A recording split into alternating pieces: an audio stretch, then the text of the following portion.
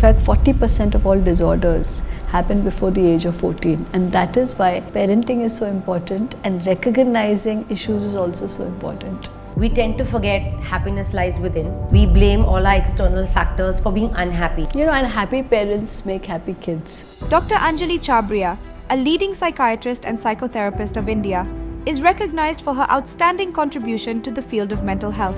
Dr. Chhabria was conferred the honor of being the youngest president of the Bombay Psychiatric Society in 2001.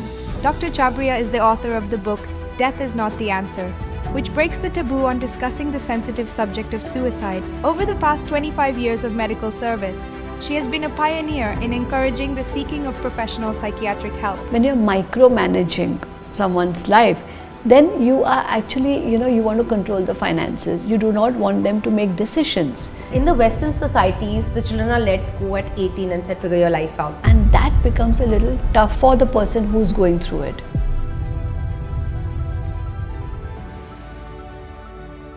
So tell us the concept of normal in child psychology. There is nothing called as normal, but definitely people start looking at what is abnormal. Now, abnormal means beyond normalcy. Correct. So, normalcy is defined depending on the culture, expectations, the environment, and where the person belongs, to make it very simple. Correct.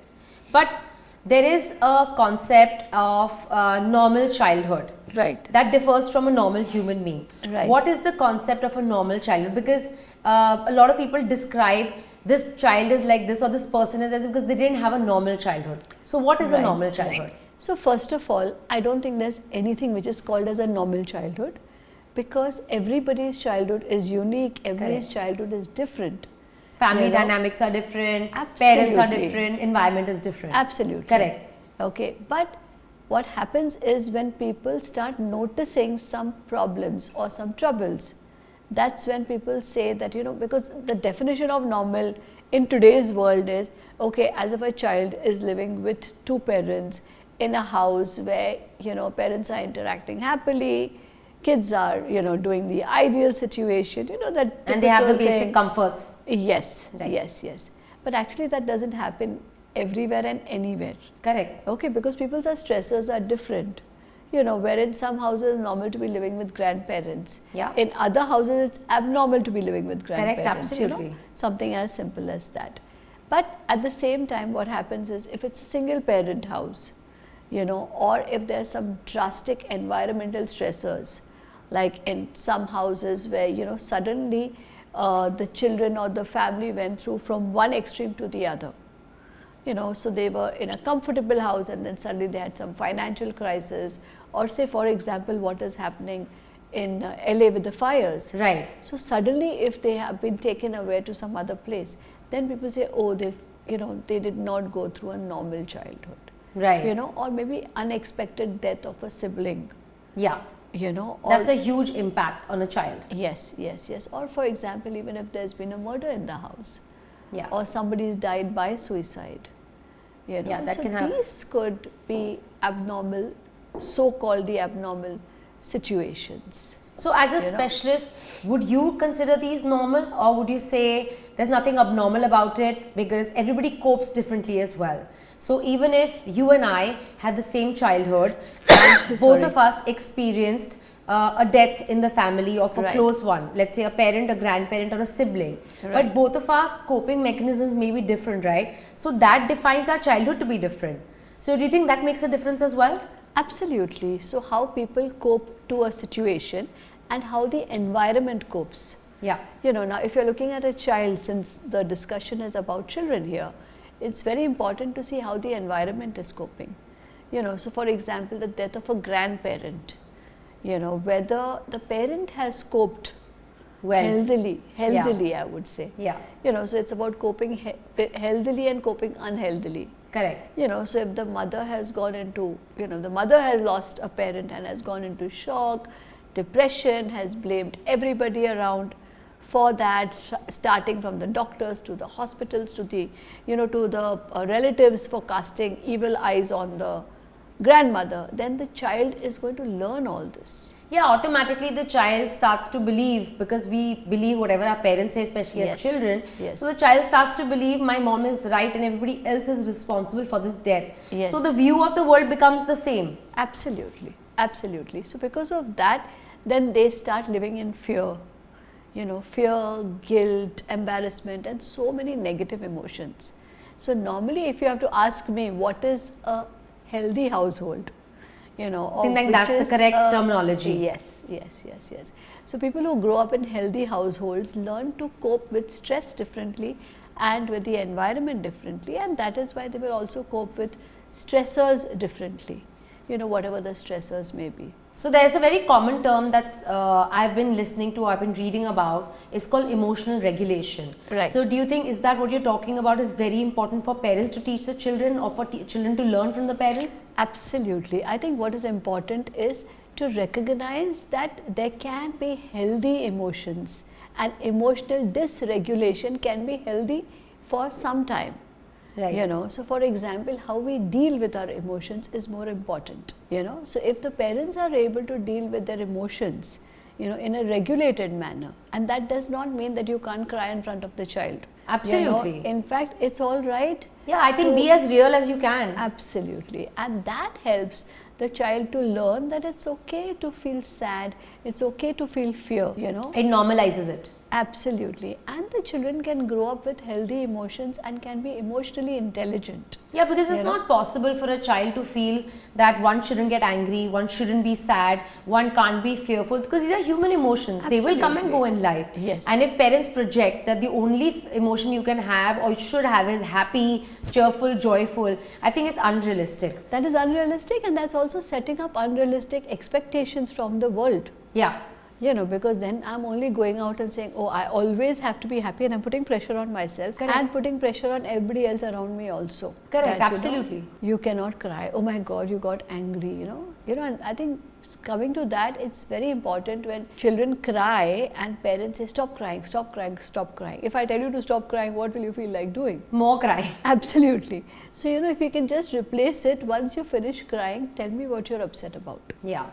So you're telling them that it's okay to cry, and finish crying, and then we'll discuss what you're upset. So typically you'll see the child trying to, think, okay, once I finish crying, I'm going to have a conversation. There's something very similar I experienced recently. I have an 8-year-old son, and just a few days ago, his main sports coach of the school passed away. And the coach was very young and very friendly with the kids, and all the kids loved him. And my son had a very good relationship with him. So we were sitting at a cafe on Sunday, and I received an email saying the coach has passed away, please inform the children. And there were steps written how to inform the children, which I really appreciate the school doing, because not everybody would know how to. Right. And I put the phone down, and my son reads my face and he says, what happened, everything okay? And I said, I have some news for you. Okay, let's sit properly, let's talk about it. He said, what happened? And I said, your coach passed away and I'm really sorry. He's like, which coach? And then suddenly tears started rolling, because kids process very fast as well. Right. Starts crying, and then I hug him and I said, cry, I understand you're upset. I'm feeling really upset too. I'm feeling really bad. It's okay. Then he's like trying to, dismiss his emotion. And I said, no, it's okay to be sad. I'm really sad. I said, let's talk about it after 15 minutes. So I let him be, I let him process it. And after 15 minutes, he said, can you tell me what exactly happened? And then I said, he was playing sports and then he got a heart attack and XYZ, and it led to his demise. And he said, okay. He was fine. He didn't say anything the whole day. I didn't even ask him, and we went about our day as normal. I let him process it, because everybody processes it also differently. Absolutely. Next day in the morning, first thing when he woke up, he said, I have figured it out. My coach was playing soccer. The ball hit his face. His nose broke, which is why he couldn't breathe, and that's why he passed away. And he was a very good human being, so God decided he'll take him with him. And I said, yeah, that's exactly what happened. Now, he doesn't need to go into the detail of what really happens, because children can't process that. But like you said, it's very important to let them express how they feel instead of snubbing them and saying, don't need to cry, what's the big deal? Because I think that's what parents land up doing. Yes, and what happens is they also process at different stages. Correct. Okay, so initially this is what. Now once he discusses with other kids, he may even learn a little more about the heart. And after a few weeks or few months, he may come and tell you, have you checked your heart? Are you all right? Yeah. Are you also going to get a heart attack and die? Yeah. You know, and these are conversations that parents feel a little, you know, they're Awkward having. Awkward having, and they're a little in shock. Oh my God. No, my coach was healthy. I'm exercising every day, but the coach was exercising more than you. Correct. You know, so sometimes what happens is, and these at times, you know, even after some news like this, children may want to, you know, share the bed with their parents. Yeah, may become a want little to be- clingy. Yes, become a little clingy. Yeah. You know, or say, you know, I want to stop the football coaching because I can't go there any I've heard longer. that. I You know? heard that from him. I think it's a dangerous sport.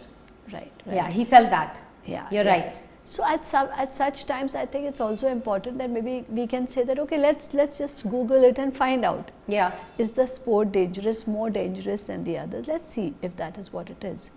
You know, so allowing them to research, allowing them to understand, you know, and then some may go into it and say, okay, what is a heart attack? Why did it happen?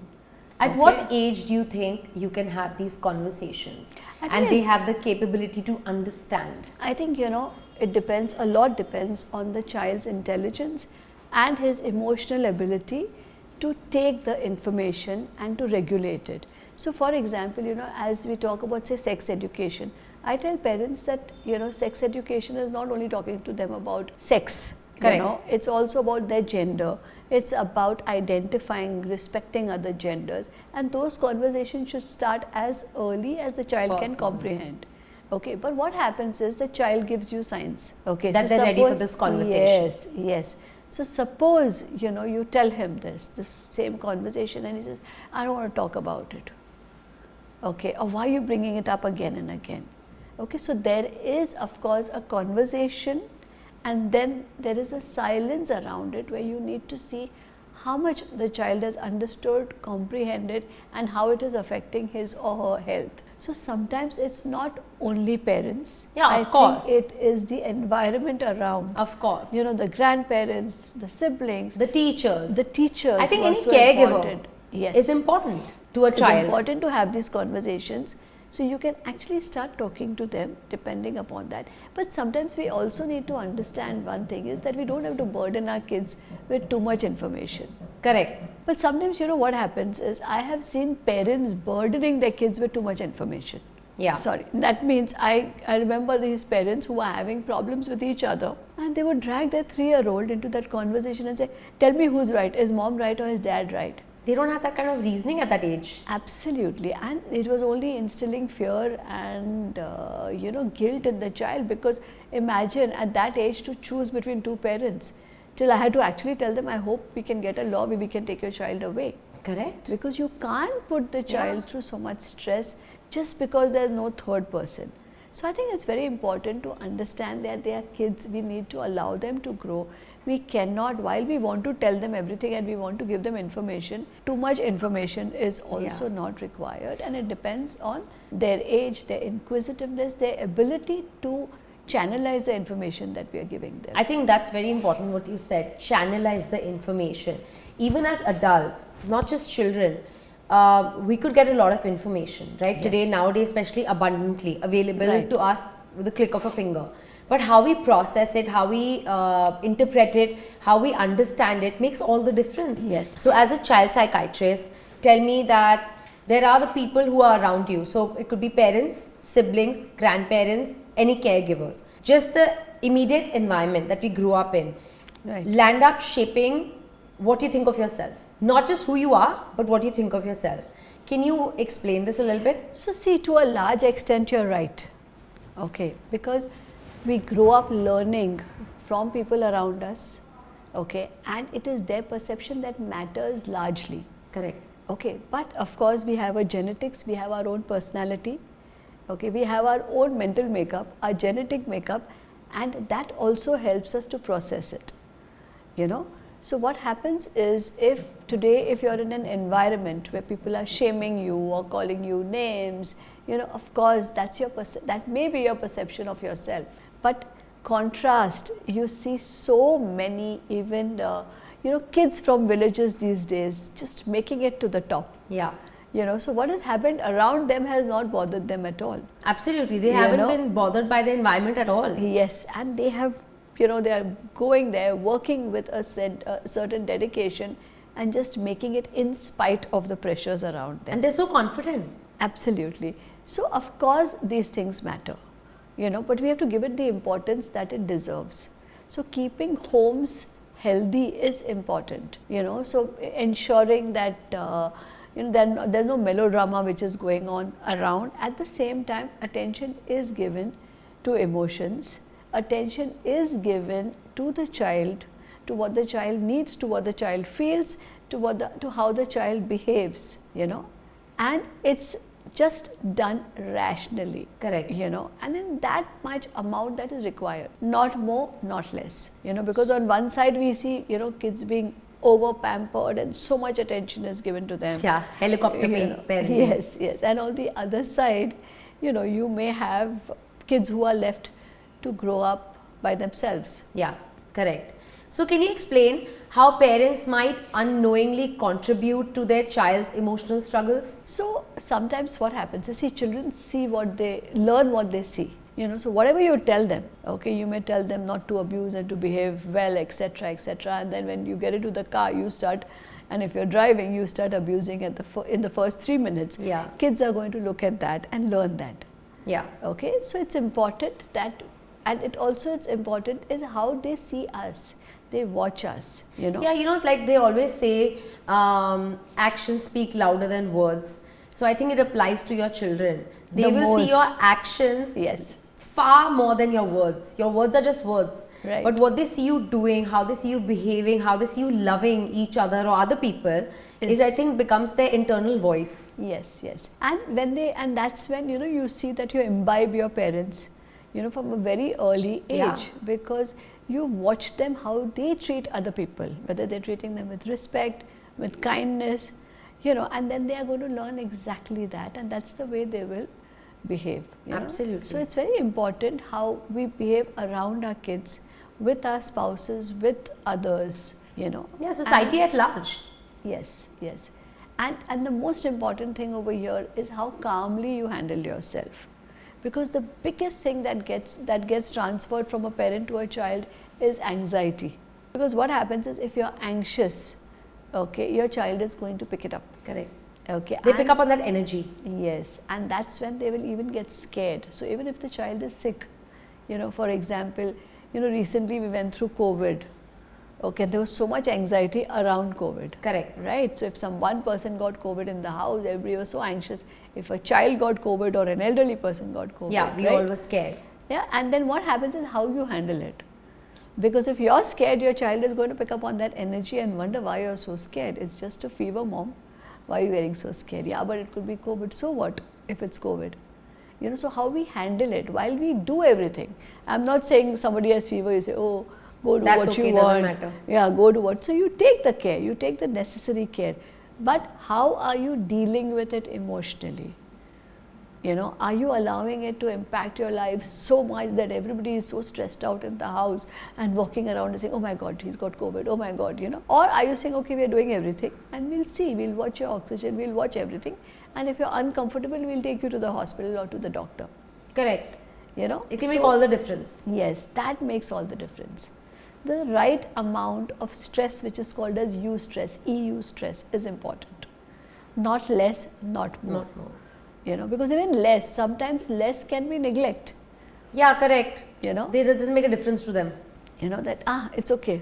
Go do what you want, go play. No, you take the necessary precautions, you take your vitamins, you take your medication. Because a 10-year-old might come back from school sick and be like, well, my mom's not going to care for me because she doesn't care about anything anyway. Yeah. So it can be looked at like that. So yes. his or her thought process might be, she's not going to care for me and might feel alone, might feel abandoned. Who will take care of me because my mom doesn't bother when somebody's sick. Absolutely. So the right amount of attention, and the right amount of care is important for them to feel nurtured, to feel looked after, and to also be able to deal with their own emotions in a rational manner. Correct. I think rational being the key word. Yes. So there is a therapy which is called as rational emotive therapy.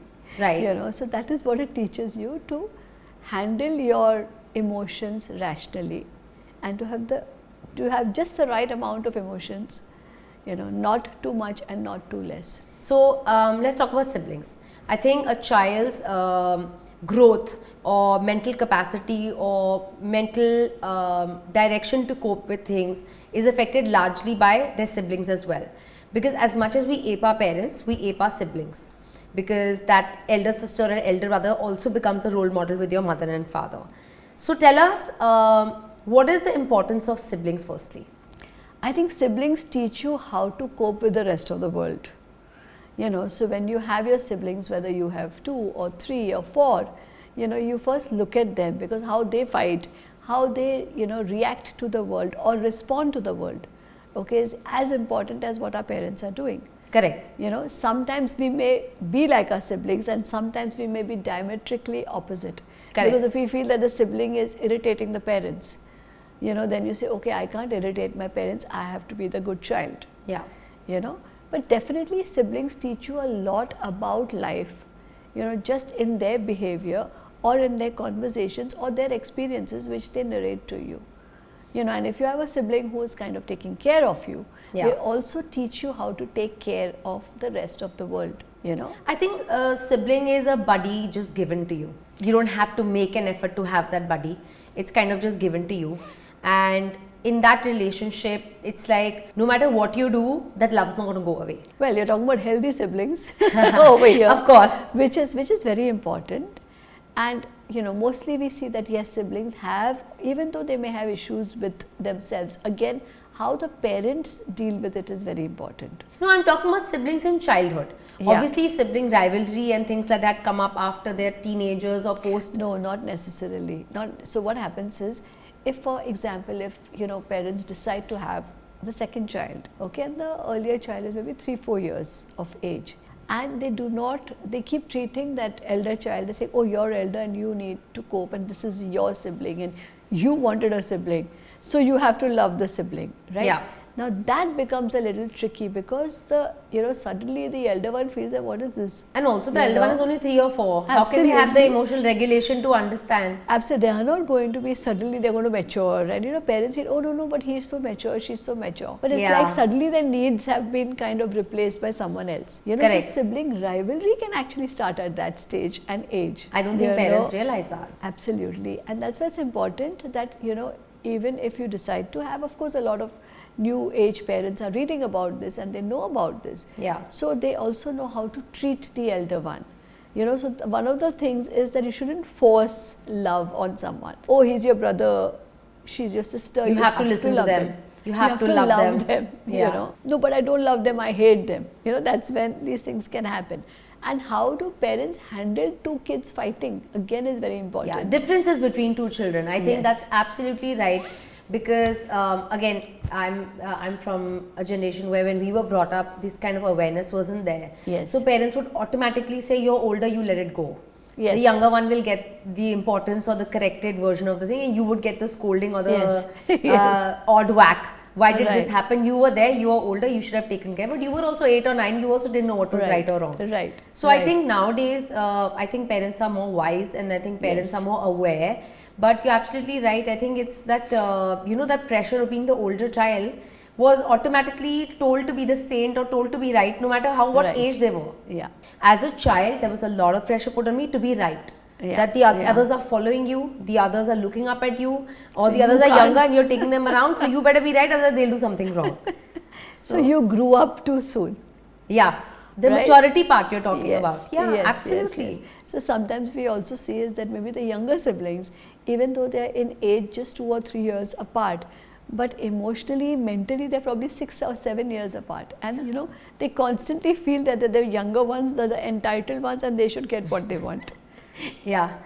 So there's this concept worldwide, which I was reading about, the perfect first child. Yes. So their parents, most parents, I can't say all, most parents spend all their energy on the first child because the first child has to be perfect. Right. Now the second child is like, I'm sure they'll cope, and the third child, I think they just let the one grow up, or is a very pampered child. Right. Now, the first child where the discipline is, I would say, extreme, Yes. most likely. Yes. Parents are much younger. Their age is obviously much younger when they've had the Right. first one compared to the Right. second or the third.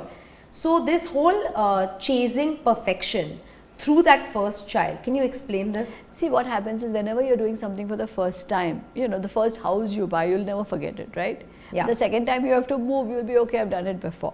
So similarly with the kid also, the first time parents get damn excited and they, want to do everything right.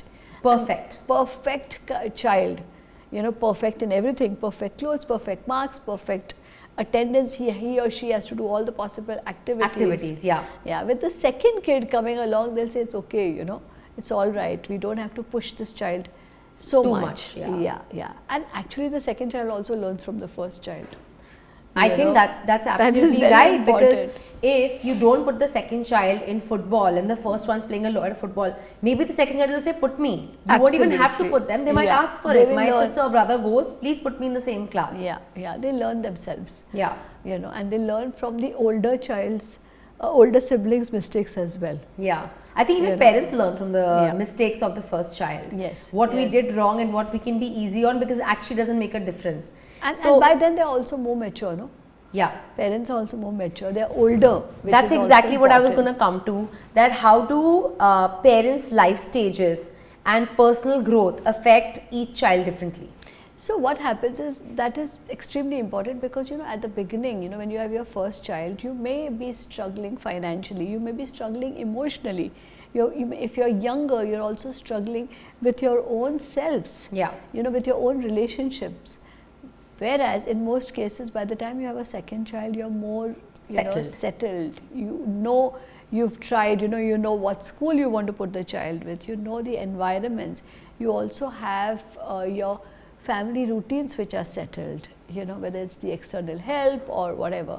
So definitely it makes a difference, by the time you have your second child. So what happens is the child goes through different experiences of Yeah, different each child is emotions. experiencing a different parent or Yes. different parents. Yes. So because of that also, and of course the stages, like for example, you could be the second child, but if your father has gone through, has lost his job at that time, you're going to go through a different experience Compared to the first compared child. to the first. So how the world around you is also important, whether it is financially, emotionally, or interpersonal relationships. Yeah, absolutely. This is why I feel like people say, they're from the same family, they'll be alike. But I don't think it's true. No two people are alike growing up in the same Even family. twins are not alike. Absolutely. Because we are viewing our parents separately and differently, and they are viewing us differently. Yes. So my mother might be more patient with me than my sister. Right. Knowing that, or she might think, that's her perception, she might think Ashna gets irritated very fast, so I'll be more patient with her. Right. And on the other hand, she thinks my sister, she can deal with less patience. So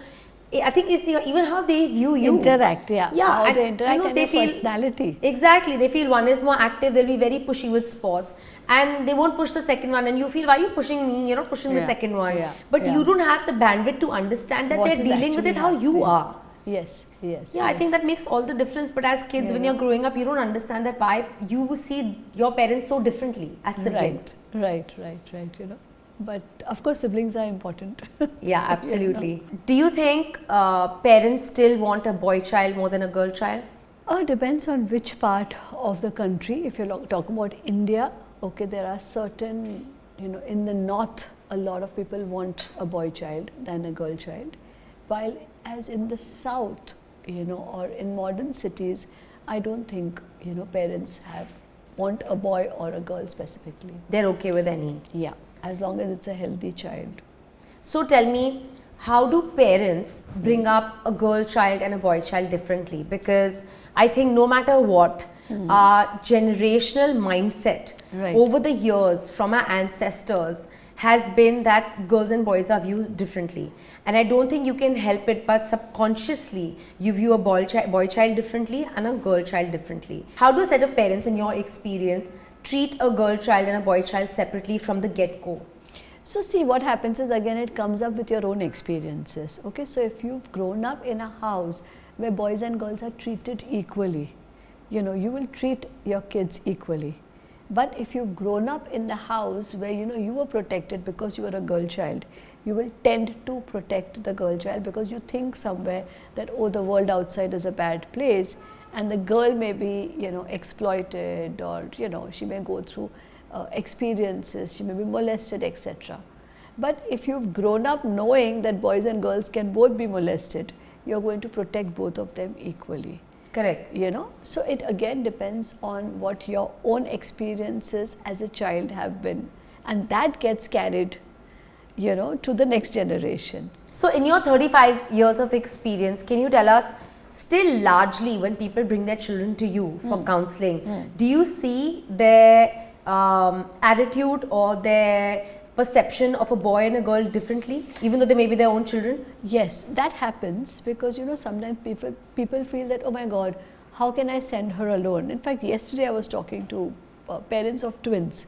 They were ready to send the boy all alone for a concert, okay, but they did not want to send the girl alone with her friends, because what if something somebody happens, misbehaves with her? How will she handle it?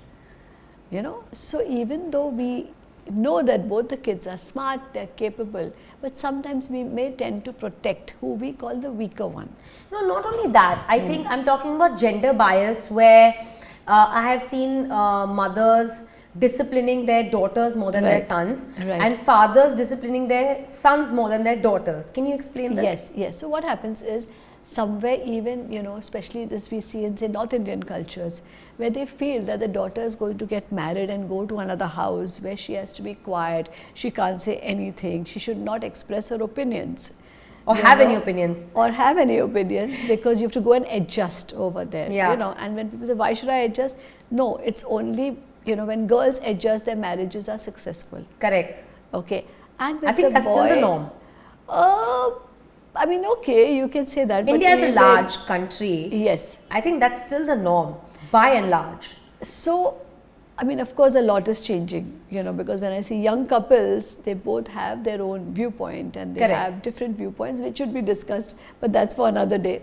But for example, you also spoke about boys and their fathers. Yeah. So fathers want the sons to go through the same rigmarole, the same discipline that they have gone through when they were kids, because they want their boys to become strong men. Yeah. My dad was hard on me, hence I'm so tough, I'll be hard on my son will be tough. But do you think that works? Not at all, not at all. In fact, I think it's important to have healthy conversations, to have a healthy relationship. Absolutely. And to be able to change the way you're dealing with your kids, so they're able to reshift gears. And that's when, because if you have a kid who's emotional and he's getting scared of you if you're being tough on him, you're probably going to land him with some anxiety issues. Not only that, I think they will not trust you. I think kids don't trust that environment where they feel stressed. So just as any human being, right? If I am stressed in a certain situation, I will not trust that environment. So if the father believes in tough love and he believes that's going to make his son something, but you're creating in an anxious environment or an environment where he feels unsafe, how is he going to trust it? Absolutely, absolutely. So trust has to be built in the house, and in an environment of fear. Exactly. Okay, fear, you cannot have positive emotions. Correct. Fear will cause anxiety, fear will not be, and the person will always doubt themselves. Always. So that it's important that you have to, even as give kids small tasks to do, for them to be able to do it themselves for their own self-esteem, and also to believe that the parent trusts us. Yeah, correct. And that helps them to grow into more emotional and mature adults. So let's discuss single parent households, which is also becoming normal as we're moving forward year by year. Divorces are normalizing. It was not normal in our society, in our culture 20 years ago. But now it's okay to move out and live on your own and still have a marriage, still have children, respecting both the households, respecting the mother's household and the father's, and visiting between the two parents. So tell us, what are the unique challenges and strengths that you observe in single households? See, what happens is, in single parent, the responsibility of parenting comes entirely on one person. Correct. Okay, and that becomes a little tough for the person who's going through it. Okay, and how the person's emotional health is, whether it's a father or a mother, you know, if they are emotionally healthy, they're able to manage everything pretty well. Yeah. Okay, but of course everybody needs a little bit of a support system, whether Correct. it is the school teacher who's going to step in, or your neighbor, Yeah. or your parent, or your sibling who's Yeah. going to help you when you cannot be there. Because you can't know, be there 24/7. Absolutely. And it also depends on, say today, if the single parent has to financially look after two children's needs. So, you know, so for example, like suppose you have a single parent who has two kids, okay, and you know, the father passed away or the father left them or whatever happened, you know, and now she has to look after two children. Not only does she have to look after their financial needs, she also wants to be there for the sports day, and she wants to be there, you know, For to every take parent-teacher them. meeting. Yes, yes. It becomes really difficult. Yeah. You know, and it depends on how the other people around her are. You know, like for example, I have this, you know, lady who's a widow. Okay, now what has happened is, unfortunately, the boy's family still blames her For the death. for the death. Why? Okay, absolutely. And whenever they get time with the children, you know, they keep giving examples which are actually making the children feel negative towards their own mother. And who they're living with, who's supporting them. Yes, yes. You know, to the extent that both the kids today are not healthy emotionally and are going through their own issues. Are the children You coming know. to you for counseling or the mother? So the mother got the children, and that's when we realized that actually all three of them, you know, Require. need counseling, need help, you know, because otherwise what would typically happen here is that, you know, the grandparents, every time she thought that they could help, would fill up their ears with all sorts of nonsense, and they would come back and she would have to kind of unravel the mess that they've created. Yeah. You know, till I kind of told her that I think we need to take help from outsiders. That is so difficult on know. a single parent. Exactly. That your own family members create animosity with your children and you. Yes, and that can put a lot of stress, because for the children, then who do they believe? Yeah. You know, and yesterday, you know, one of those kids was telling me about how he was so small and he had to take so much pressure because he was the so-called normal child, Yeah. you know, and he said nobody realized I was a child. They treated me as an adult. Yeah. You know, and then of course there are mistakes that people make. You know, if if a man passes away, the worst thing I have seen in India is they will tell the child that now you have to grow up and you have to be the You're the adult. man of the house. You're the man of the house. You have to look after everybody. What That's nonsense. really sad actually, that you know, people are asked to step into positions, Yeah. or kids are asked to step into shoes that they cannot fulfill. And they should not. Yeah, they cannot. They Yes, possibly cannot. yes, They're not emotionally Ready aware. for it. Yeah, they're not ready yeah, for it. Yeah, yeah. A young man was brought to me when he was 24. Okay. And we realized, and he had lost his father suddenly to, I think it was a heart attack or whatever, you know, just during his board exams. Oh no. Okay. The child, after lighting his father's pyre, has gone, given the exam, okay, and probably blocked these emotions away. My Till he goodness. came to me at the age of 24, and everybody said, oh my God, superb. He's given his exams, he scored well, he's doing everything. But At there were 20 suppressed emotions. Yes, yes, he had suppressed all those emotions. You know, and it was only during therapy that it all came out. Or it would have come out You later know. in life as demons that he'd be battling with. Yes, Yeah. yes, yes. So it's very important to understand the situation, and of course, single parents need a lot of help, a lot of support. Yeah. You know, and sometimes direction also, because if the single parent is battling their own emotional issues, you know, whether it is depression, whether it is anxiety, whether it is, you know, psychosis sometimes. And they might be reflecting it on the children. Yes, because all their anger comes out On the there children, yeah. on the children. And the children are absolutely lost because they do not know how to go and how to deal with this. Correct. So do you think a father's absence specifically impacts a boy's emotional development? See, boys normally grow up looking at their fathers, you As at role a models. at a certain phase in their life. Of course, they need their mothers in that at the early phase of life, but as they are growing up, they look at them as role models. Correct. So when they do not have those role models, you know, and if they do not have sufficient role models around them, they may feel a little lost and they may struggle with their own emotions. and with even their behaviors towards their own kids in the future. Yeah. You know, they may not know how much is enough. They'll either overdo it or they will be absent. Most You likely know? absent, because when you've had Yes. absent parents, I think you will end up being absent. Being absent, and they have to be constantly drawn in, you know. And Yeah, they because may- that becomes your normal then. that becomes a normal. I grew up without a father. Yeah, and I did So okay. it's- Yes, Yeah. yes. You know, or they may either overcorrect or overindulge, which is both not, you know, great. I had a father who grew up without his father, telling a 29-year-old Man, man, son. son, that why don't you finish the food on in your plate? And the man says, but I haven't even finished eating. You know, so on that, and then what happens is these are small discussions, but actually, you know, if the man and his It father shows are the relationship, and it shows what the father thinks of contributing to the son's life. Yes, yes, yes, and they want to work together. So the young man brought up this example saying that, you know, he doesn't even trust that I'm going to finish the food on my plate. What is he going to trust me in business?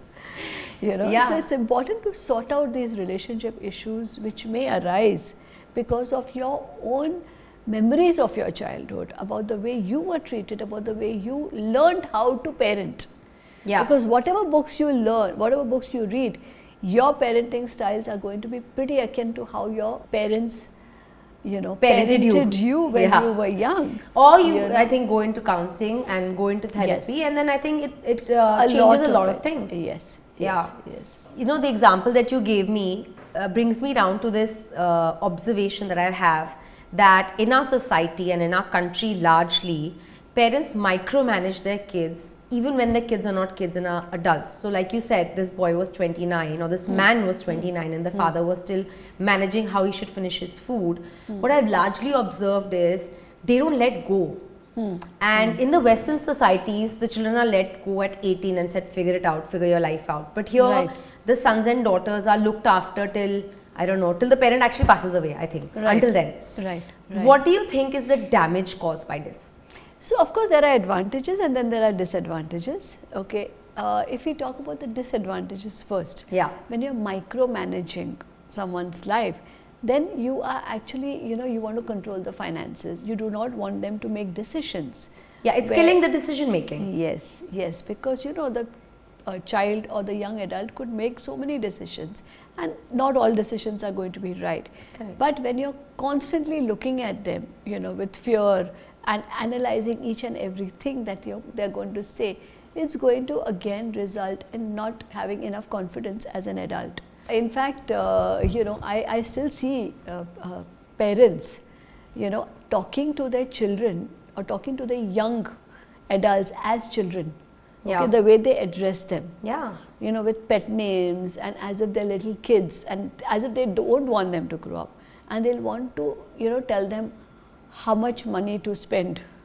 Okay, even though the young person is making enough money to look after their own And as an adult financial- to understand what money means. Absolutely, yes, yes, yes. But they will want to control everything, you know, and they interfere in their children's life, and that can cause a lot of problems between the spouses. You know, I have this young couple who's coming to me for counseling, and the difference in the parenting of their parents Yeah, correct. is so evident because the girl has been raised to be absolutely independent. She made her own decisions when she was probably 3 years old, you know, and the boy is still being looked at as if he's a little child, Yeah. whereas he's actually broken away from his parents, you know, I think many years ago, and he's doing everything. But every time the parents would come to stay in their house, you know, they You will would go kind back in of- time. Yeah, and they will kind of tell him, oh, you're not keeping your shoes properly, look at your clothes, you know, your white shirt is not that white any longer, you know, stuff like that. Why are you sleeping so late? Yes. Are you going out? Why are you eating? You're not eating properly, you Yeah. know. So, and then that can create a lot of rift because, I mean, okay, the young man thinks that his parents love and care for him too Yeah, much, correct. you know, but, you know, the wife who's been independent all her life is saying, you know, what, this is not care.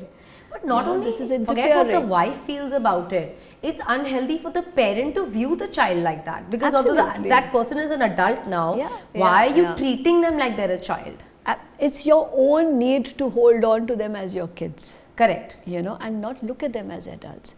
Whereas actually parenting is about, helping your kids adult. That's all. That's your role as a parent. Your role is make sure they're walking, talking, and they're able to survive in the world. And they're happy doing it. I think that is very important, because yes, they may do all of this, but they are very unhappy doing it. Correct. So what have you raised? You raised an unhappy adult. Correct. And unhappiness may not only come as emotions, it can also come as health problems, no? 100%. So when you're talking about physical and emotional health, it goes hand in hand. Yeah, it's intertwined. So because of that, if you raise an emotionally healthy adult, they're going to cope with life's stressors, and life is constantly changing. It'll help them to cope with change. Not only you put me in this box and I can survive. So how can parents, obviously this is coming from their own unfulfillment, holding on to the child not growing up. So how can they recognize and address their own childhood wounds while parenting? So I think it's important whenever there's a disagreement, either with your spouse or with the child, it's important to look inwards and try and understand it from a situational point of view. If there is a problem, okay, if you analyze the problem, what happened? What was my version of it? What was the other person's version of it? So when you start recognizing it and you start introspecting, that's when you realize that, okay, maybe I'm holding on to certain memories as a child. Correct. And just because I did not get whatever I wanted, because maybe my father was going through financial issues, does not mean that I do not even give in to children's demands, and I have words that I have in my mind for them. So it's important to recognize, introspect, and of course take help. Today if you go to when do people visit a mental health specialist? Okay, I'm not using only therapists, because you may need a psychiatrist, you may need a psychologist, or you may need a counselor, or you may just need interpersonal counseling, okay, to make you understand yourself and work on yourself. So that you stop feeling that I'm only going to be a happy person where everybody around me makes me happy. I'm going to be happy in spite of where I am, and I'm going to try and make other people happy in my company. That's beautiful what you said. I think for every person to realize that nobody around me needs to make me happy, and I need to be happy for me. I need to be happy by myself, and I need to be happy because of who I am and where I am. Because I think we tend to forget happiness lies within. We blame all our external factors for being unhappy, which means I am not happy only because I don't have this, and my mother is not loving, or my father was a distant father, and my siblings have rivalry and XYZ reason, and I don't have enough friends. So we blamed everything for being unhappy, because everything else is telling us why we are happy or unhappy. Right. But you're absolutely right, it all lies within. And happy parents make happy kids. Absolutely. But of course, yes, we are seeing mental health issues which are going up, but the fact is that we need to recognize them early so that we can help people to cope with it earlier than later. In fact, 40% of all disorders happen before the age of 14, and that is why parenting is so important, and recognizing issues is also so important. What gives you hope about the future of parenting? I think today's parents are actually more informed, they're more aware, they're also a little older than the earlier parents, and they're willing to learn, and there's knowledge available. So I think our children, if a parent is able to keep up a good balance, should be happier and should be able to cope up better in the world, rather than people who came in with no information, no education. Correct. Can you tell us the final message you would like to share with parents who are struggling to raise a child with a normal childhood? So first of all, I think parenting is not about struggling, it's about being comfortable in your own skin, knowing that yes, you're going to do a few things right, you're going to make mistakes, okay, but if you feel anxious about something, that's the time you reach out and take help. Whether you look at maybe an elder person or you look at a mental health specialist, please do not neglect the signs that make you anxious, because anxiety is only telling you that okay, this is something that you don't know, go learn it, and there are enough avenues to learn. Absolutely, we just have to tap into them. Yes. Thank you so much. This is Dr. Anjali Chhabria. Thank you so much, Dr. Anjali Chhabria. You have been amazing today. What a great insight into parenting, childhood traumas, anxieties from childhood mindsets, and how parents can handle these things. I think it's a great insight for parents. Thank you so much for being here. Thank you.